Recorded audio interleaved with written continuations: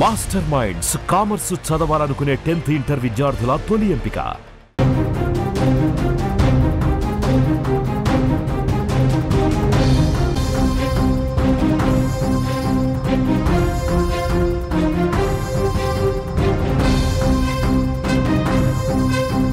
వార్జోన్ breaking news అందుతోంది.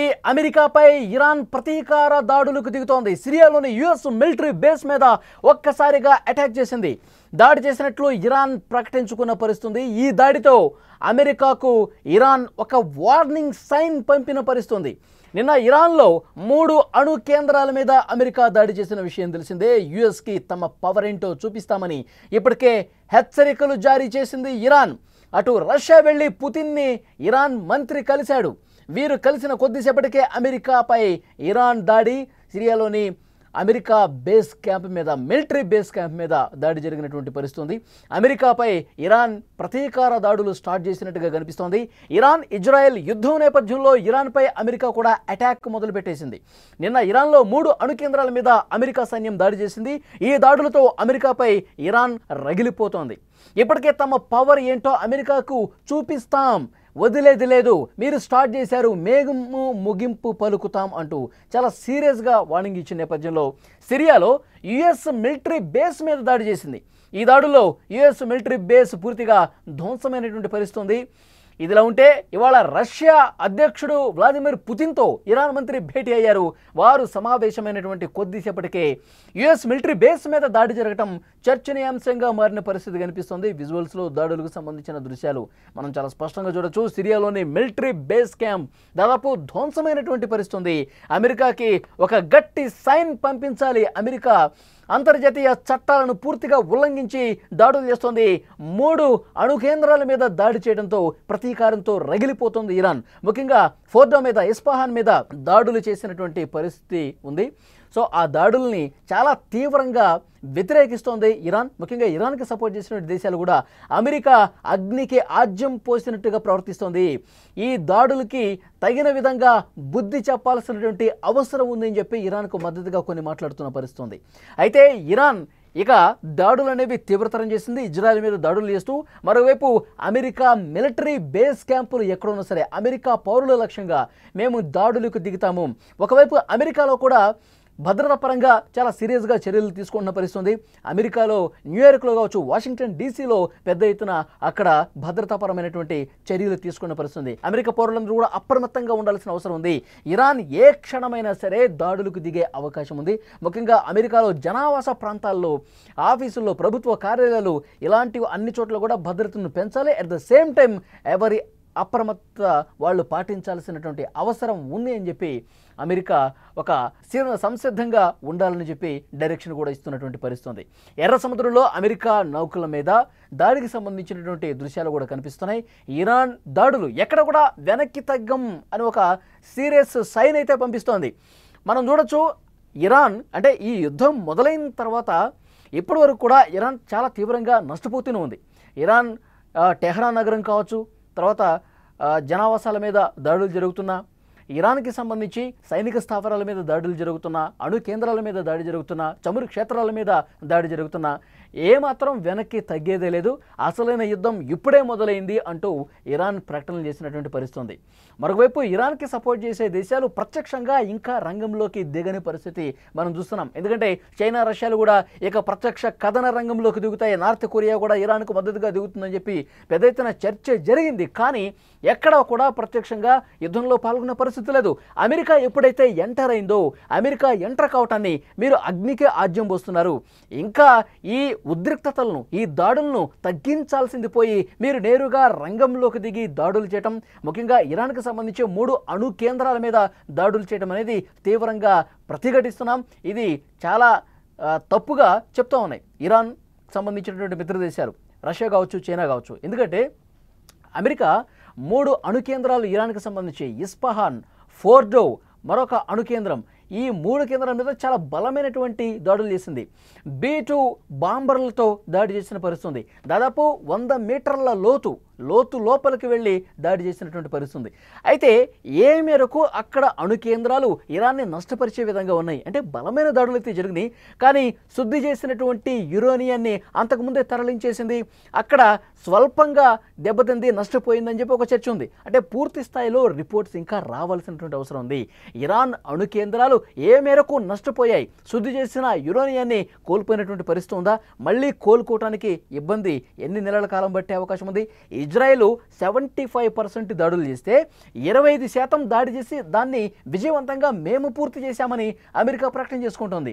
So ఈ నేపథ్యంలో ఇరాన్ ఏ మేరకు నష్టపోయింది, అణుశుద్ధి యురేనియం శుద్ధి చేసేటువంటి ఈ అణు కేంద్రాల మీద ఏ మేరకు దాడి చేసి నష్టపరిచింది, ఇది ఇంకా పూర్తి స్థాయిలో రిపోర్టు రావాల్సినటువంటి అవసరం కనిపిస్తోంది. అయితే ఇరాన్ ఎక్కడా కూడా ఇంకా వెనక్కి తగ్గనటువంటి పరిస్థితి ఉంది. మేము వెనకడుగు వేసే ప్రసక్తే లేదు.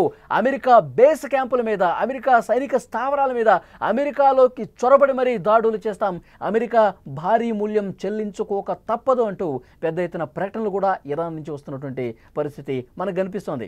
ఒకవైపు అమెరికా ఇంకా హెచ్చరికలు జారీ చేస్తుంది, మీరు ఇంకా మితిమీరిన ఉత్సాహంతో దాడులు చేస్తే మళ్ళీ మేము ఇంకా ఈ దాడులన్నీ కూడా ఇంకా పెంచే అవకాశం ఉంది, ఇరాన్ ఇంకా పూర్తిగా నష్టపోయే అవకాశం ఉంది, ఇరాన్ పూర్తిగా తమ ఉనికిని కోల్పోయే ప్రమాదం ఉంది అని ఒక పెద్ద ఎత్తున చర్చ కూడా జరుగుతుంది. సో నెక్స్ట్ పరిణామాలు ఎంత సీరియస్గా ఉంటాయని చూడాలి. ఇరాన్ మాత్రం ఇంకా ఒక ప్లాన్ల మీద ప్లాన్లు గీస్తున్నట్టుగా తెలుస్తుంది, స్కెచ్ల మీద స్కెచ్లు వేస్తున్నట్టుగా తెలుస్తుంది. రష్యా అధ్యక్షుడు పుతిన్తో ఇరాన్ మంత్రి కూడా భేటీ ఇట్లా అయ్యారో లేదో వెంటనే దాడి జరిగినటువంటి పరిస్థితి ఉంది. పుతిన్ ఇంతకుముందే ఒక స్పష్టమైనటువంటి ప్రకటన చేశారు, ఇజ్రాయెల్లో 20 లక్షల మంది రష్యన్ భాష మాట్లాడే వాళ్ళు ఉన్నారు, సో వాళ్ళని దృష్టిలో పెట్టుకుని మేము ఇంకా ఇరాన్కి పూర్తి స్థాయిలో సపోర్ట్ చేయట్లేదు, ఇరాన్కి పూర్తి స్థాయిలో అంటే ఇరాన్తో కలిసి నేరుగా ఎట్లయితే ఇజ్రాయెల్ అమెరికా సపోర్ట్ చేసి దాడి చేసిందో ఆ విధంగా మేము చేయలేని పరిస్థితి, ఎందుకంటే ఇజ్రాయెల్లో 20 లక్షల మంది మా రష్యన్ భాష మాట్లాడే వాళ్ళు ఉన్నారు, అంటే మా వాళ్ళు ఉన్నట్టే మేము చూస్తాం, అందుకే మేము నేరుగా రంగంలోకి దిగి ఇజ్రాయెల్ మీద దాడి చేయట్లేదు, ఇదొక రీజన్గా పుతిన్ చెప్పినటువంటి పరిస్థితి ఉంది. ఇటు చైనా చూసుకుంటే అమెరికాని ఏదైతే దాడులు చేసిందో దాన్ని ఖండిస్తుంది, అమెరికా చర్యలను అగ్నికి ఆజ్యం పోసే విధంగా ఈ యుద్ధాన్ని ఇంకా పెంచే విధంగా కనిపిస్తుందని చెప్పి మాట్లాడింది. కానీ చైనా కూడా ఎక్కడో కూడా పరోక్షంగా ఏమైనా సపోర్ట్ చేస్తుందేమో కానీ ఇరాన్కి నేరుగా ప్రత్యక్షంగా ఇరాన్కి సపోర్టుగా దిగి యుద్ధం చేసేటువంటి సిచ్యువేషన్ ఇప్పటివరకు కనిపించట్లేదు. ఇక మిత్ర దేశాలు అంటారా, 21 ఇస్లామిక్ కంట్రీస్ ఒక ఆర్మీగా ఏర్పడబోతున్నాం, మేము చాలా సీరియస్గా ఫైట్ చేస్తాం, 21 మిత్ర దేశాలు ఆర్మీగా ఏర్పడి ఫైట్ చేస్తే కనుక అమెరికా కాదు కదా ఇంకా ఏ దేశం వచ్చినా మా ఫైట్ని తట్టుకోలేదు, ఆ దాడులు చాలా వేగంగా చాలా బలంగా ఉంటాయని చెప్పి ప్రకటించింది ఇరాన్. కానీ నిజంగా ఇప్పుడు పరిస్థితి వాస్తవ రూపంలోకి వస్తే చాలా విఫలమైనట్టు పరిస్థితి కనిపిస్తుంది, ఎందుకంటే మిత్ర దేశాలు ఏవి కూడా అంత ఇదిగా ముందుకు రావట్లేదు, ఎవరు కూడా ప్రత్యక్షంగా పాల్గొన్న పరిస్థితి లేదు, ఎవరికి వారే యమునా తీరే అన్నట్టుగా ఉంది. ఓవరాల్ చూస్తే ఇరాన్ ఒంటరి అయిపోయింది. ఇరాన్ పాకిస్తాన్ కూడా మనం ఒక ప్రకటన చేసింది, తనను తాను కాపాడుకునే శక్తి ఇరాన్కు ఉంది అని చెప్పి తప్పించుకునే పరిస్థితి. పాకిస్తాన్ ద్వంద్వ వైఖరి ఉంది, ట్రంప్ నోబెల్ శాంతి బహుమతి రావాల్సింది, ఎందుకంటే భారత్ పాకిస్తాన్ మధ్య ఏదైతే ఈ యుద్ధాన్ని చాలా మంచిగా రాజనీతి ప్రదర్శించి ఆయన యుద్ధాన్ని ఆపాడు, ఆయనకి నోబెల్ శాంతి బహుమతి రావాల్సినటువంటి అవసరం ఉందని చెప్పి పాకిస్తాన్ ప్రతిపాదించినటువంటి మరుసటి రోజే పెద్ద ఎత్తున ట్రంప్ దాడి చేసినటువంటి పరిస్థితి. ఒకవైపు కక్కలేక మింగలేక పరిస్థితి పాకిస్తాన్కు ఈ యుద్ధం పట్ల కనిపిస్తోంది. అందుకే ఎవరూ కూడా నేరుగా ఇరాన్తో చేతులు కలిపి రంగంలోకి దిగి యుద్ధం చేసే పరిస్థితి లేదు, చావోరేవో ఇరానే తెచ్చుకోవాల్సినటువంటి సిచ్యువేషన్ ఏర్పడింది. సో ఇంకా మేము ఓడిపోలేదు, మేము లొంగిపోలేదు, ఈ దాడులు ఇంకా బలంగా వేగంగా చేస్తాము అంటూ ప్రకటన చేస్తోంది. ఇజ్రాయెల్ ఒకవైపు చాలా భీకరంగా దాడులు చేస్తున్నా, నిన్న 3 అణు కేంద్రాల మీద అమెరికా దాడి చేసిన తర్వాత కూడా అదే అణు కేంద్రాల మీద ఇజ్రాయెల్ మరొకసారి క్షిపణి దాడులు చేసినటువంటి పరిస్థితి ఉంది. సో ఎంత దాడి చేస్తున్నా, ఎంత నష్టపోతున్నా, ఎంత ఘోరాతి ఘోరంగా ఇరాన్కి సంబంధించినటువంటి నగరాలు తుడిచిపెట్టుకుని పోతున్నా కానీ వెనకడుగు వేయట్లేదు. ఖమేనీ మాత్రం అసలు సిగ్నల్స్ లేనటువంటి, సాంకేతికంగా దొరకనటువంటి అత్యంత రహస్య ప్రాంతంలో ఖమేనీ దాక్కున్నటువంటి పరిస్థితి ఉంది. అయినప్పటికీ కూడా ఖమేనీ ఇంకా వాళ్ళ అధికారులకు ఇన్స్ట్రక్షన్స్ ఇస్తానే ఉన్నారు. చాలా సీరియస్గా ఫైట్ చేయాల్సినటువంటి అవసరం ఉందని చెప్తున్నారు. ఎవరు కలిసి వచ్చినా రాకపోయినా మన దేశాన్ని, మన ఉనికిని మనం కాపాడుకోవాల్సిందే. దాడులు చేస్తానే ఉండండి. అన్ని మార్గాల్లో మనం అవకాశం ఉన్నటువంటి ప్రతి దాన్ని కూడా మనం వదులుకునే విషయం లేదు. ముఖ్యంగా హార్మోజ్ జలసంధికి సంబంధించి కూడా ఒక కీలకమైనటువంటి అప్డేట్ వస్తుంది. ఇప్పటికే ఆ పార్లమెంట్ కూడా హార్మోజ్ జలసంధిని మూసివేసే ప్రతిపాదనకు ఆమోదం తెలిపింది. ఇక నేషనల్ సెక్యూరిటీ కౌన్సిల్ ఆమోద ముద్ర వేస్తే హార్మోజ్ జలసంధి అనేది అధికారికంగా మూసివేయబడుతుంది. సో దానివల్ల ప్రపంచ వాణిజ్యానికి చాలా తీవ్రంగా ఇబ్బంది ఏర్పడే అవకాశం ఉంది. సో తాను గెలవటం కోసం ఏ డెసిషన్ తీసుకోవటానికైనా, ఈ యుద్ధం ఆగటానికి, ఈ దాడుల తీవ్రత తగ్గడానికి ఏ నిర్ణయం తీసుకోవటానికైనా ఇరాన్ వెనకడుగు వేసే ప్రసక్తి లేదని చెప్పి చాలా స్పష్టంగా అర్థమవుతుంది. ఎందుకంటే హార్మోజ్ జలసంధి ఆగిపోతే అక్కడి నుంచి ఇరాక్ నుంచి కావచ్చు, ఇరాన్ నుంచి కావచ్చు, సౌదీ అరేబియా నుంచి కావచ్చు, ఒమన్ నుంచి కావచ్చు పెద్ద ఎత్తున ముడి చమురు అనేది పూర్తిగా ఆగిపోయే పరిస్థితి ఉంటుంది. భారతదేశం తన 90% ముడి చమురు అనేది విదేశాల నుంచి దిగుమతి తీసుకుంటుంది. సో భారతదేశం మీద కూడా ఈ ఎఫెక్ట్ అనేది ఎక్కువగా కనిపిస్తుంది. చమురు రేట్లు కూడా భారీగా పెరుగుతుంది ఇది ఆగిపోతే. ఎందుకంటే 40% ఈ జలసంధి ద్వారా ముడి చమురునే భారతదేశం దిగుమతి చేసుకుంటుంది. సో ఎఫెక్ట్ ఇలాగే భారతదేశంలాగా మిగతా దేశాల మీద కూడా పడుతుంది.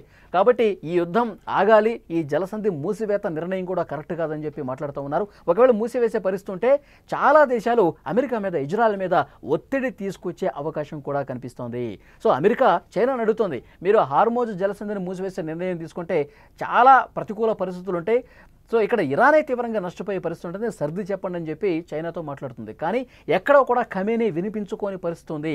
మాకు దెబ్బ మీద దెబ్బ తగిలినా, మీరు ఎలాంటి దాడులు చేసినా వెనక్కి తగ్గం, ఇంకా మేము భీకర దాడులు కొనసాగిస్తామని చెప్తున్నారు. దాంట్లో భాగంగానే ఇవాళ అమెరికా మిలిటరీ బేస్ మీద కూడా దాడి జరిగినటువంటి పరిస్థితి ఉంది. సో యుద్ధం ఎప్పుడు ఆగిపోతుందో ఒక పెద్ద క్వశ్చన్ మార్కులో కనిపిస్తుంది. రాబోయే 3-4 రోజులైతే ఈ దాడుల తీవ్రత మరింత పెరిగే అవకాశం కనిపిస్తుంది. మరి ఖమేనీ ఎంతవరకు వెనకడుగు వేస్తాడో, ఎంతవరకు దిగొస్తాడన్నది కూడా చూడాల్సిన అవసరం ఉంది.